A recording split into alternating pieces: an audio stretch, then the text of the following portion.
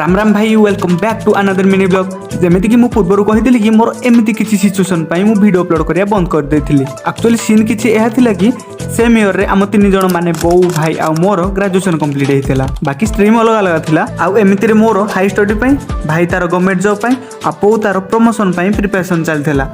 लगभग सब जिंस ठीक ठाक चलथिला। तो सडनली से भितरे बोर देह खराब है आ तार ऑपरेशन भी करिया पड़िला। आ घरे फाइनेंशियल कंडीशन प्रॉब्लम भी बहुत है। तो से आम डिसाइड कलु कि पार्ट टाइम करी किछि साइड रे प्रिपरेशन करने को।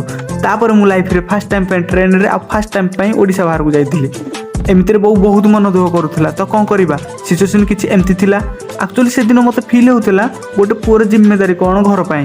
आउ हाँ सेठी जॉब कला भितर मु बहुत किसी जगह ट्रैवल करथिली आउ ट्रिप रे भी जाइथिली। तो से भितर one of the special trip रे होउछि Shimla trip. This topic discuss about next mini blog.